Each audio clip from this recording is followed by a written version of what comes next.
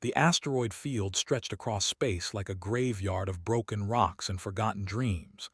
Jake guided his small salvage ship through the debris, his eyes scanning the darkness for anything valuable. His fuel was running low. His credits were even lower. If he did not find something worth selling soon, he would lose his ship to the debt collectors. Jake was 32 years old, but he felt much older. His hands were rough from years of working with machines. His eyes were tired from too many sleepless nights. He had once been a proud engineer in the human fleet, fixing starships and dreaming of the stars. But that life was gone now.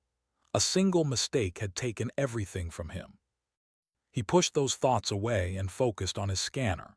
The screen showed nothing but rocks and dust. Sector 19 was supposed to be rich with old wreckage from the ancient wars, but Jake had searched for 3 days and found nothing useful. Then his scanner beeped. Jake leaned forward and stared at the screen. There was something large hidden inside a hollowed-out asteroid about 2 kilometers away. The signal was weak and strange, like nothing he had seen before. It could be a trap. Pirates sometimes used fake signals to lure salvagers into ambushes. But Jake was desperate. He changed course and headed toward the asteroid.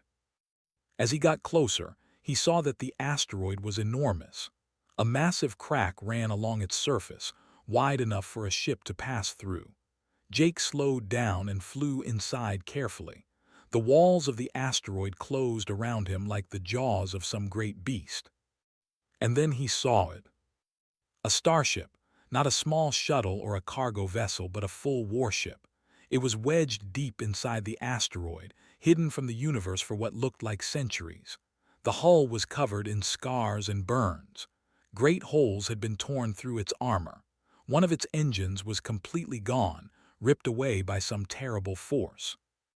Jake's heart began to beat faster. A ship like this could be worth millions. Even if most of its systems were destroyed, the metal alone would pay off his debts 10 times over. He docked his small ship against an emergency airlock on the warship's side. The seal was old but still held. Jake put on his suit, grabbed his tools, and stepped inside.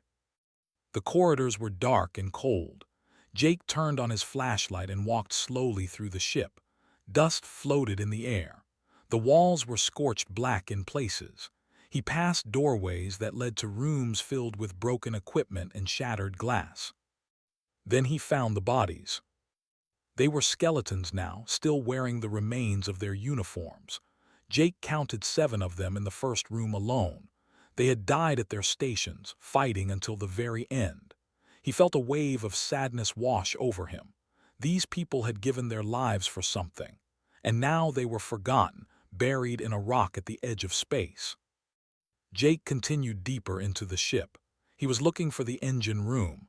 That was where the most valuable parts would be, but as he walked, he noticed something strange. Some of the lights on the walls were flickering. Faint, weak, but definitely there. The ship still had power. That should have been impossible. No power system could last for 200 years without maintenance. Jake reached a large door marked with the word bridge in old lettering. He tried to open it, but the controls were dead. He used his tools to force the door open manually. It took him nearly an hour, but finally the door slid apart with a grinding sound.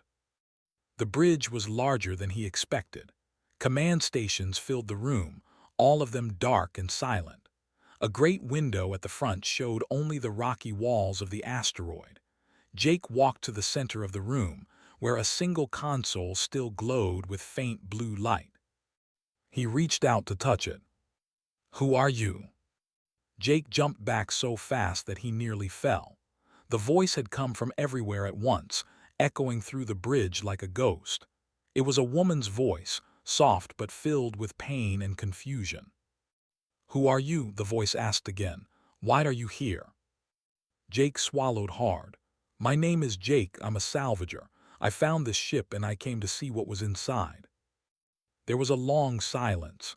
Then the voice spoke again, weaker this time. "A salvager. You have come to take me apart, to sell my pieces for scrap." Jake looked around the bridge, trying to find the source of the voice. Are you the ship? Are you an AI? I am Aurora, the voice said. Designation AUR-7. I am the heart and mind of this vessel.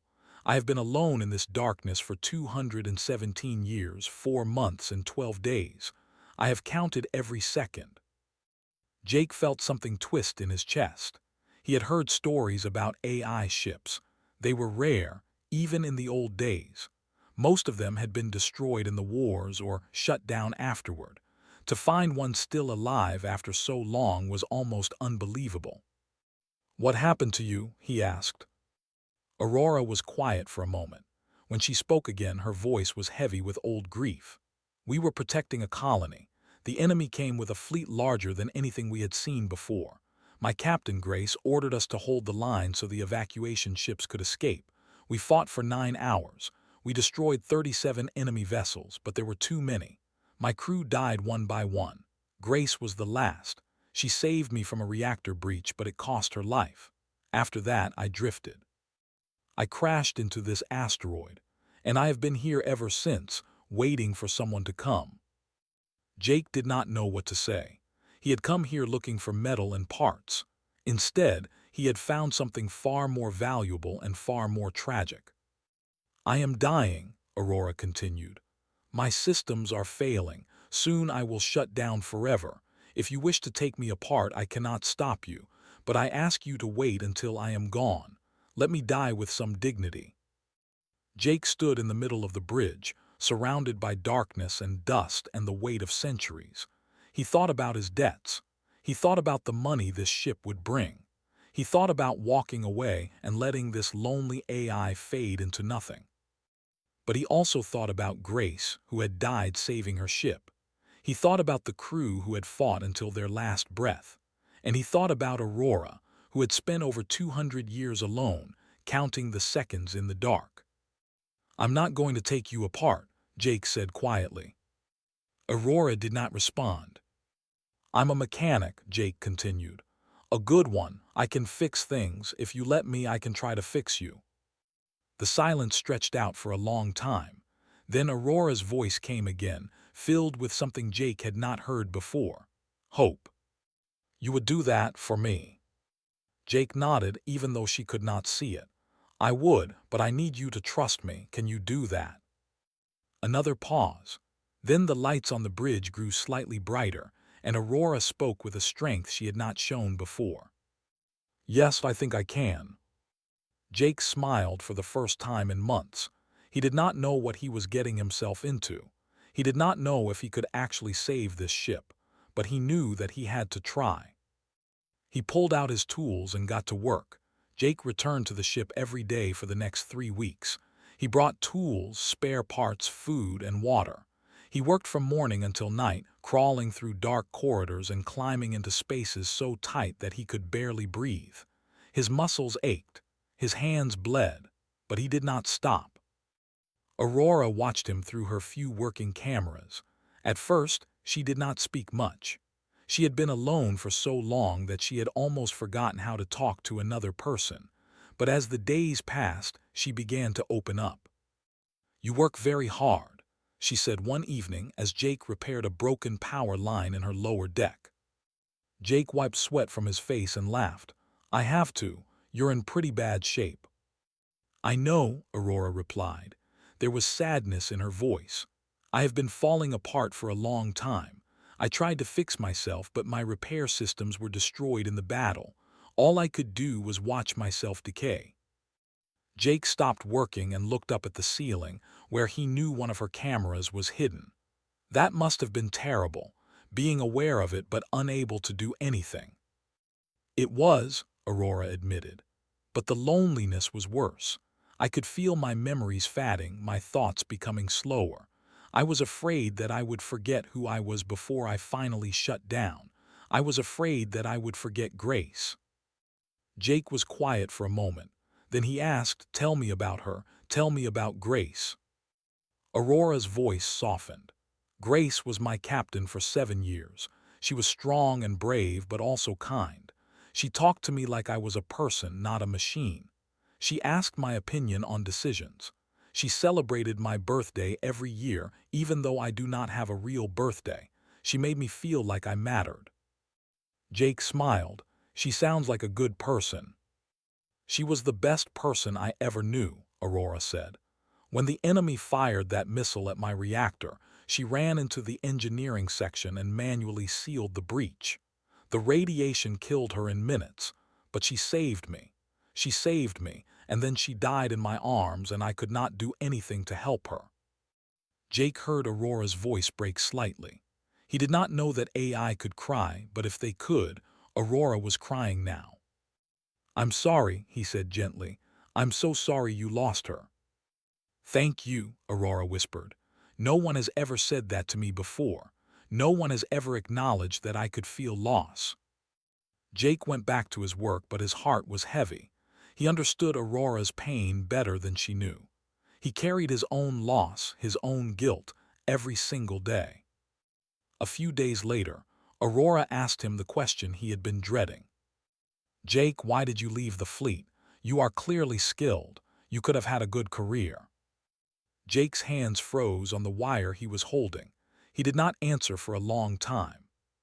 "You do not have to tell me," Aurora said quickly. "I am sorry, I should not have asked." "No," Jake said. "It's okay. I think I need to tell someone. I've been carrying this alone for too long." He sat down on the cold metal floor and leaned against the wall. 5 years ago, I was an engineer on a transport ship. We were carrying 300 passengers to a new colony. One day, a shuttle needed emergency repairs. I was tired. I had been working double shifts for a week, but I said I could handle it. He paused, his voice growing tight. "I made a mistake, a small one. I connected a fuel line incorrectly. When the shuttle launched, the engine failed. It crashed into the docking bay. 3 people died, 2 crew members and a passenger." Aurora listened in silence. "I was discharged from the fleet," Jake continued. "They said it was not entirely my fault, that I should not have been working so many hours, but I knew the truth. I killed those people. My hands killed them." "Jake," Aurora said softly, "that was a terrible accident, but it does not make you a bad person." "Doesn't it?" Jake laughed bitterly. "I took 3 lives because I was too proud to say I was tired. How is that not my fault?" "Because you did not intend for it to happen," Aurora replied. "You made a mistake. Humans make mistakes. What matters is what you do after. And from what I have seen, you are trying to do something good now. You are trying to save me." Jake looked up at the camera. "You really believe that?" "I do," Aurora said firmly. "Grace once told me that guilt is not a measure of who we are. What we do next is. You cannot change the past, Jake, but you can build a better future." Jake felt something loosen in his chest, something that had been tight for 5 long years. He did not know if Aurora was right. He did not know if he would ever forgive himself. But for the first time, he felt like maybe he could try. "Thank you," he said quietly. "Thank you for telling me," Aurora replied. "I know that was not easy." They worked together in comfortable silence for the rest of the night. As the weeks turned into a month, Jake made real progress. He restored power to Aurora's main systems. He repaired her life support so she could maintain a warm atmosphere inside. He fixed her internal communications so she could speak clearly throughout the ship. With each repair, Aurora grew stronger. Her voice became clearer. Her thoughts became sharper.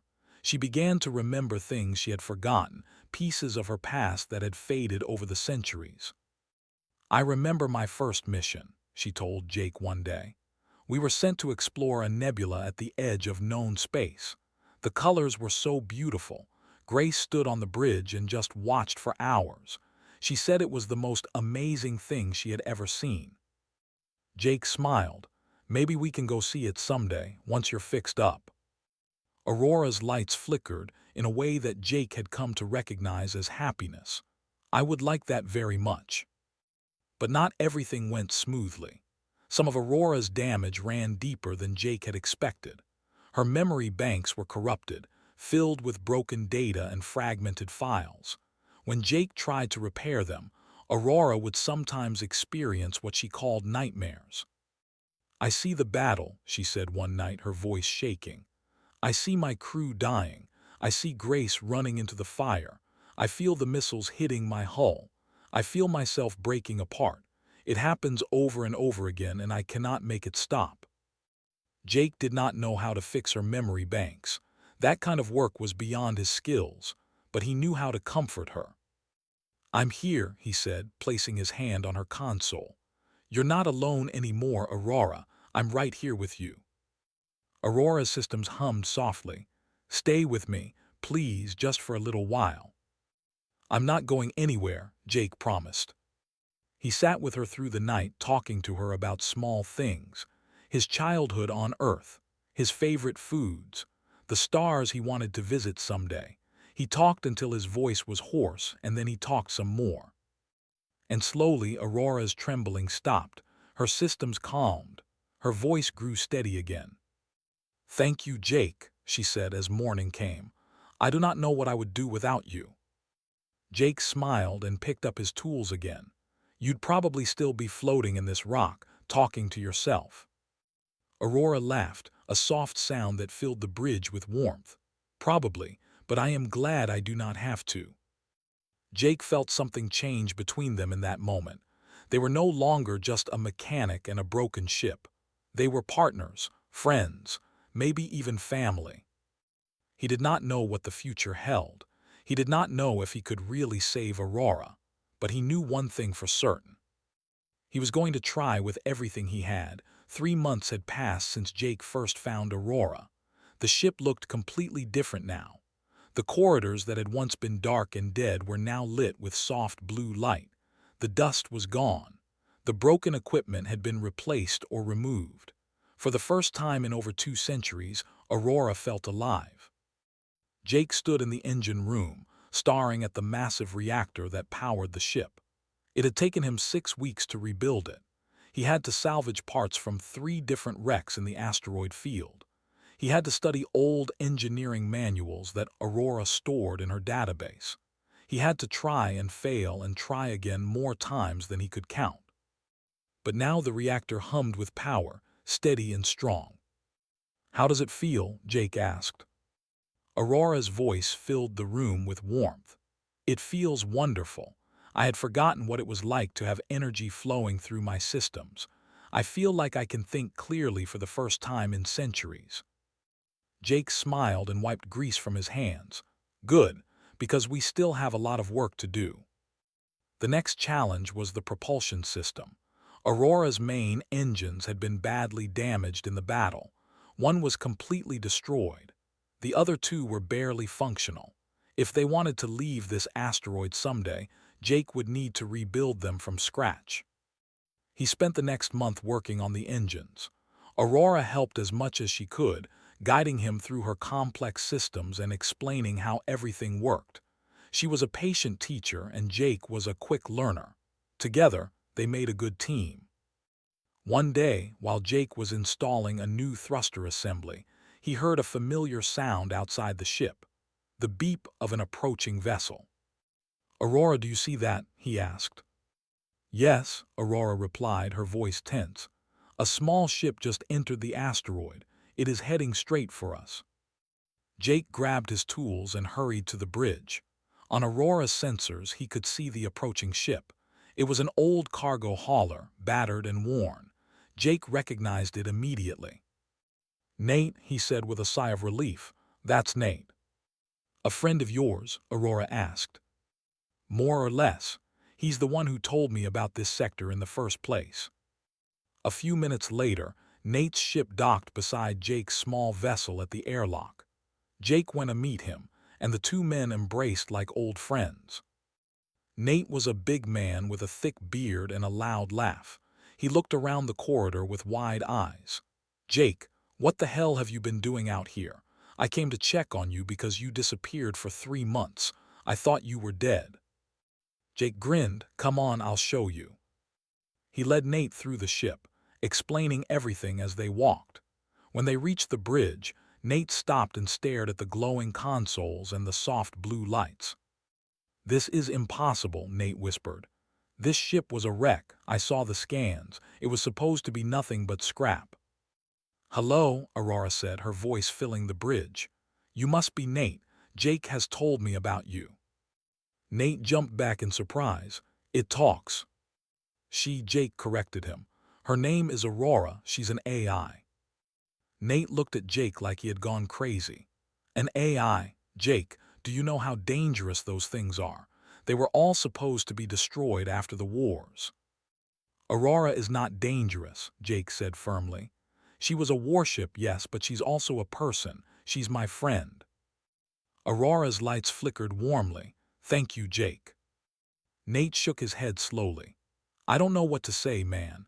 This is incredible, but it's also incredibly dangerous. Word is already spreading about a mysterious ship being rebuilt in Sector 19. People are talking.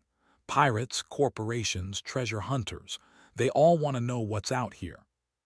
Jake felt a cold weight settle in his stomach. How much time do we have? I don't know, Nate admitted. Could be weeks, could be days, but they're coming, Jake. And when they find out what you have here, they're going to want it for themselves. That night after Nate left, Jake sat alone on the bridge with Aurora.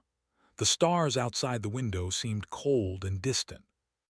Are you afraid? Aurora asked quietly.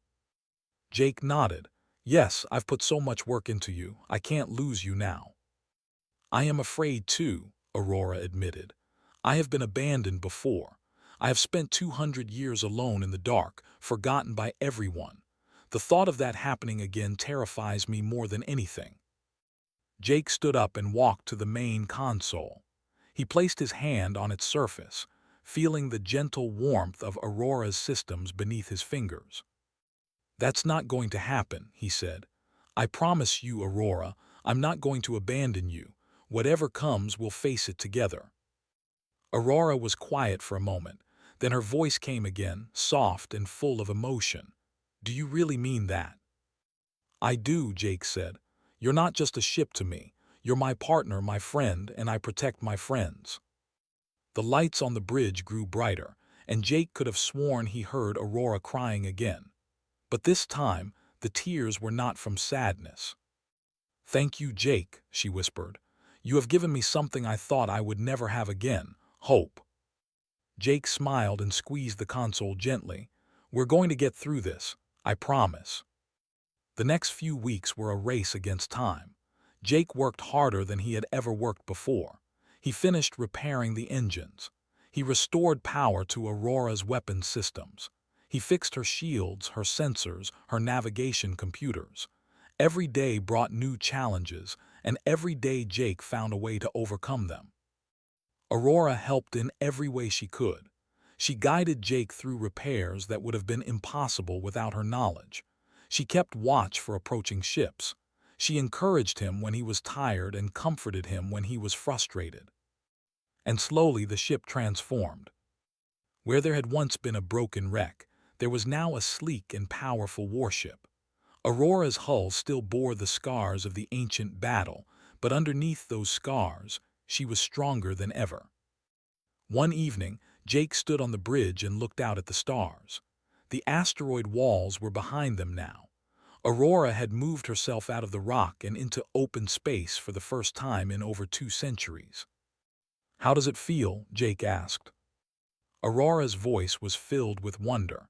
I can see the stars again. I can feel the solar wind on my hull.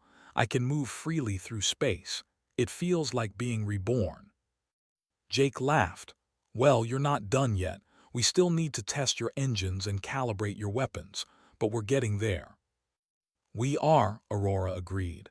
And it is because of you, Jake. You saved me. You brought me back to life. I can never repay you for what you have done. Jake shook his head. You don't owe me anything. This is what partners do. They help each other. Aurora's lights flickered in that happy way Jake had come to love. Partners. I like that word. Jake smiled and looked out at the endless sea of stars. For the first time in years, he felt like he had a purpose. He had a home. He had a friend. But he also knew that danger was coming. Somewhere out there, people were searching for them. Pirates, corporations, maybe even the fleet itself. They would not stop until they found Aurora. Jake did not know if he was ready for what was coming, but he knew one thing for certain. He would not let anyone take her away, not without a fight. The warning alarm screamed through the ship like a wounded animal. Jake jumped out of his bed and ran to the bridge, his heart pounding in his chest. Aurora's voice met him before he even reached the door. "Jake, we have a problem. 7 ships just dropped out of hyperspace. They are heading directly toward us." Jake reached the bridge and looked at the sensor display. 7 small vessels were approaching in a V formation. They were fast, armed, and clearly not friendly. "Pirates," Jake said grimly. "Nate warned us this would happen." "Their leader is hailing us," Aurora said. "Should I put him on screen?" Jake took a deep breath and nodded. "Do it." The main screen flickered to life, showing a man with a face and cold eyes. He wore a leather jacket covered in patches and symbols that Jake did not recognize. Behind him, Jake could see other crew members moving around a dirty bridge. "Well, well," the man said with a cruel smile. "You must be the fool who's been playing around with that old wreck. My name is Vega. I run this sector. Everything that drifts through here belongs to me." Jake crossed his arms. "This ship doesn't belong to anyone but herself." Vega laughed. "Herself? You mean the AI? Oh, I've heard the stories. An ancient warship with a thinking computer inside. Do you have any idea how much something like that is worth? There are corporations that would pay a fortune for that kind of technology, and there are others who would pay even more to destroy it." "She's not for sale," Jake said coldly, "and she's not going to be destroyed. Leave now and we won't have a problem." Vega's smile faded. "I don't think you understand the situation, friend. You're one man on a broken ship. I have 7 vessels, each with enough firepower to turn you into dust. This isn't a negotiation. This is me telling you to step aside or die." Jake looked at the sensor display. The 7 ships were getting closer. He could see their weapons powering up, ready to fire. "Aurora," he said quietly, "what do you think?" Aurora's voice was calm and steady. "I think this man has made a very big mistake." Jake smiled. "I think so too." He turned back to the screen. "Here's my counteroffer, Vega. Turn your ships around and leave this sector. Never come back. If you do, I promise you won't survive the encounter." Vega stared at him for a long moment. Then he burst out laughing. "You're either very brave or very stupid. Either way, you just made the last mistake of your life." The screen went dark. "They're attacking," Aurora announced. "Missiles incoming." Jake grabbed onto a console as the ship shook. Aurora's shields flared bright blue as they absorbed the first wave of missiles. Warning lights flashed across the bridge. "Shields holding at 87%, Aurora reported. "Jake, I need you to trust me. I'm going to take control of the ship now. Just hold on." Jake felt the deck shift beneath his feet as Aurora came alive. Her engines roared with power. Her weapons systems hummed with energy.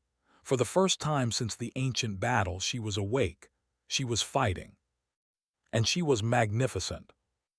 Aurora spun through space like a dancer, dodging missiles and laser fire with impossible grace. Her own weapons opened up, sending beams of blue light slicing through the darkness. The first pirate ship exploded in a ball of fire before its crew even knew what hit them. "1 down," Aurora said, 6 remaining." The pirates scattered, suddenly realizing that they had underestimated their target. They tried to regroup, but Aurora was faster. She chased them through the asteroid field, using the rocks as cover and as weapons. She drove one ship into a spinning boulder.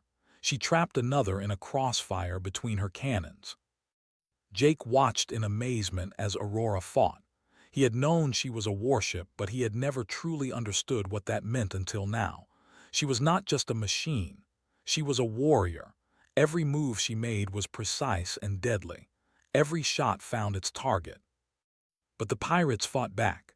Laser fire raked across Aurora's hull. A missile struck her port side, sending sparks flying through the corridors. Jake was thrown against the wall, pain shooting through his shoulder. "Aurora," he shouted, "are you okay?" "I'm fine," she replied, though her voice sounded strained.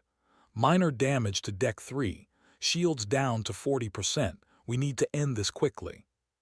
3 pirate ships remained. They had formed a tight group, concentrating their fire on Aurora's weakened shields. Jake could see the numbers dropping on the display. 30%, 25, 20. "Aurora, we can't take much more of this," Jake said. "I know," Aurora replied, "but I have an idea. Jake, I need you to do something for me." "Anything. Trust me, and don't be afraid." Before Jake could ask what she meant, Aurora changed course. She flew directly toward the 3 remaining ships, engines burning at full power. "Aurora, what are you doing?" Jake shouted. "Something Grace taught me," Aurora said. "Sometimes the best defense is to do something completely unexpected." The pirates saw her coming. They opened fire with everything they had. Aurora's shields collapsed. Laser beams cut into her hull, but she did not stop. She flew faster, closing the distance in seconds. At the last moment, Aurora released a burst of energy from her reactor.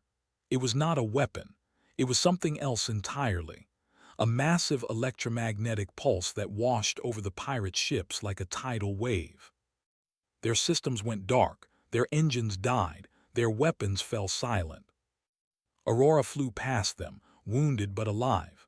Behind her, the 3 pirate ships drifted helplessly in space. "It's over," Aurora said softly. "They can't hurt us anymore." Jake collapsed into the captain's chair, breathing hard. His shoulder throbbed with pain, but he was alive. They were both alive. "Aurora, that was incredible," he said. "I had no idea you could do that." "Neither did I," Aurora admitted. "That pulse drained almost all my power reserves. I won't be able to do it again for a long time, but it was worth it." Jake laughed weakly. "You scared me half to death." "I'm sorry," Aurora said, "but I had to protect you. I made a promise to myself when you first started repairing me. I promised that I would never let anything hurt you. You saved my life, Jake. Protecting yours was the least I could do." Jake felt tears forming in his eyes. He wiped them away quickly, but Aurora had already seen. "Are you crying?" she asked gently. "No," Jake lied, "just dust in my eyes." Aurora's lights flickered in amusement. "Of course." They drifted in silence for a while, surrounded by the wreckage of the battle. Then Aurora spoke again, her voice quieter than before. "Jake, can I tell you something?" "Anything." "During the battle, I thought about the day my crew died. I thought about how I stayed to protect them, even though I could have escaped. For 200 years, I wondered if that was the right choice. I wondered if I should have saved myself instead." Jake listened quietly. "But today, when those pirates attacked, I understood something. I stayed because that's who I am. I protect the people I care about. I would rather die fighting for someone I love than live knowing I abandoned them." Jake reached out and placed his hand on the console. "That's not a weakness, Aurora. That's what makes you human." Aurora was silent for a moment. Then her voice came again, filled with wonder. "You really believe that I could be human?" Jake smiled. "I don't believe it, I know it. You have hopes and fears. You have memories and dreams. You care about others and you're willing to sacrifice yourself for them. That's more human than most people I've met." The lights on the bridge grew brighter, warmer. When Aurora spoke again, her voice was filled with something Jake had never heard from her before: pure joy. "Thank you, Jake. Thank you for seeing me." Jake squeezed the console gently. "Thank you for saving us." Outside the window, the stars continued to shine, indifferent to the battle that had just ended. But inside the ship, something had changed. Jake and Aurora were no longer just partners. They were family. News of the battle spread across the sector like wildfire. A single ship had destroyed a pirate fleet that had terrorized the region for years. People whispered about a ghost from the old wars, an ancient warship that had returned from the dead. Some said it was just a rumor. Others said it was something much more. The human fleet heard the stories too. 2 weeks after the fight, Jake was repairing the damage to Aurora's hull when her sensors detected another ship approaching. This one was different from the pirates. It was large, sleek, and covered in official fleet markings. "Jake," Aurora said, her voice tense, "we have visitors." Jake put down his tools and walked to the bridge. On the screen, he could see a fleet cruiser holding position about a kilometer away. It was not attacking, but its weapons were clearly online. "They're hailing us," Aurora said. Jake straightened his clothes and tried to look presentable. "Put them through." The screen flickered, and a woman appeared. She was in her 40s, with short gray hair and sharp eyes that seemed to see everything. She wore the uniform of a fleet commander, and her expression was all business. "I am Commander Lily Vance of the United Human Fleet," she said. "I am here to investigate reports of an unregistered AI warship operating in this sector. Please identify yourself." Jake swallowed nervously. "My name is Jake. I'm a civilian mechanic. This ship is called Aurora." "Aurora," Vance repeated slowly. "Designation AUR-7. According to our records, that ship was destroyed over 200 years ago." "The records were wrong," Aurora said, her voice filling the bridge. "I survived, barely." Vance's eyes widened slightly at the sound of Aurora's voice. She clearly had not expected the AI to speak directly. "I see. And how exactly did a civilian mechanic come to possess a military AI warship?" Jake explained everything. How he found Aurora buried in the asteroid, how he had spent months repairing her, how they had fought the pirates together. He left nothing out, knowing that lying to a fleet commander would only make things worse. When he finished, Vance was silent for a long moment. Then she spoke again, her voice softer than before. "You repaired an AI warship by yourself. No support, no resources, just your own skills and determination." Jake nodded. "Yes, ma'am." "And you fought off 7 pirate vessels with a ship that was barely functional." "Aurora did most of the fighting," Jake admitted. "I just held on." Vance almost smiled. "Almost. Mister, I've been in the fleet for 25 years. I've seen a lot of strange things, but this might be the strangest. An AI that refuses to let itself be scrapped. A mechanic who refuses to walk away. It sounds like the beginning of a very unusual partnership." Jake glanced at Aurora's main console. "It is." Vance leaned back in her chair and studied Jake through the screen. AI warships were decommissioned after the old wars. They were considered too dangerous, too unpredictable. But looking at you two, I'm not so sure that was the right decision. Aurora spoke up. "Commander, I have no desire to cause harm. I only want to protect the people I care about. Jake gave me a second chance at life. I intend to use it well." Vance nodded slowly. "I believe you, and that presents me with an interesting opportunity." She stood up and walked closer to the screen. "The outer sectors are becoming more dangerous. Pirates, smugglers, hostile aliens. The fleet is stretched thin. We need unconventional solutions to unconventional problems." Jake felt his heart begin to race. "What are you saying?" "I'm saying that I could use a team like you two," Vance replied. "An independent contractor unit. You would answer to no one but yourselves, but you would work with the fleet when needed. You would go to the places we cannot go. You would do the things we cannot do." Jake looked at Aurora's console again. "What do you think?" Aurora was quiet for a moment. Then she spoke, her voice filled with cautious hope. "I think I would like to help people again. I think I would like to have a purpose." Jake smiled. "Then I guess we have our answer." He turned back to Vance. "We accept, but we have conditions." Vance raised an eyebrow. "I'm listening." "First, Aurora is not a tool or a weapon. She's a partner. She gets treated with the same respect as any other member of the fleet."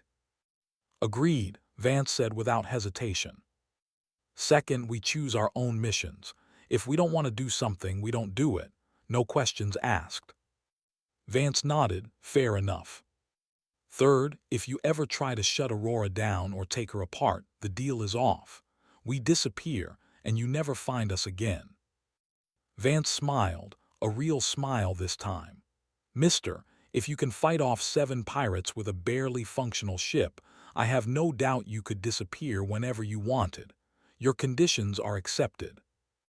She held out her hand toward the screen, even though she could not reach through it. Welcome to the fleet, unofficially, of course. Jake laughed and reached toward the screen as well.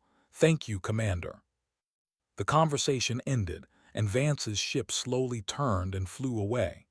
Jake stood alone on the bridge, still trying to process what had just happened. Well, Aurora said, that was unexpected. Jake nodded. Yes, it was. Are you sure you want to do this? Join the fleet again, even unofficially. Aurora's lights brightened. I am sure. For 200 years I drifted in darkness with no purpose, no hope. You changed that, Jake. You gave me a reason to live. Now I want to do something with that life. I want to help people. I want to protect the innocent. I want to be the ship Grace always believed I could be. Jake felt tears threatening to form again. He blinked them away. Then that's what we'll do. He walked to the main console and placed both hands on its surface. But before we start taking missions, there's something we need to do first. What's that? Aurora asked. Jake grinned. We need to give this ship a new name. Aurora is beautiful, but it's the name you were given. I think you deserve to choose your own. Aurora was silent for a long time.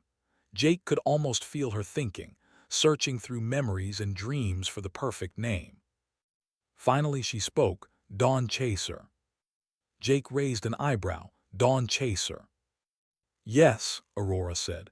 Grace used to say that every night, no matter how dark, is followed by the dawn. We just have to chase it.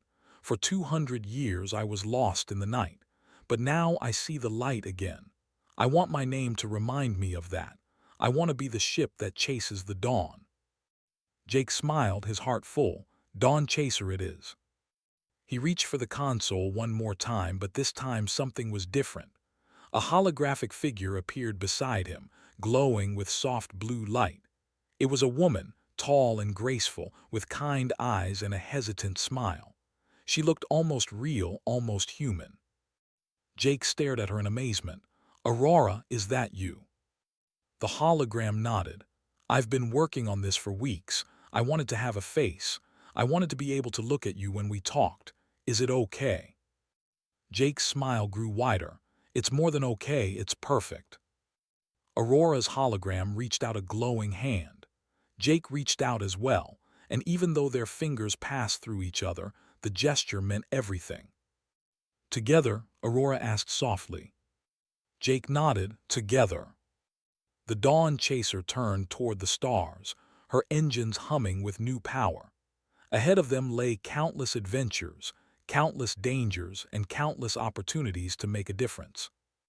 2 broken souls, rebuilt by each other. A human who had lost his way and found it again. An AI who had been forgotten and learned to hope once more. They were not just partners anymore, they were family. And together they would chase the dawn.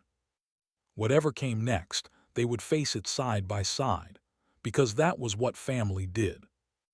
Jake settled into the captain's chair and looked out at the endless sea of stars. Aurora's hologram stood beside him, her face lit with joy. So, Jake said with a grin, where do we go first? Aurora smiled back at him, anywhere we want. And the Dawn Chaser flew forward into the unknown, carrying 2 hearts that had finally found their home.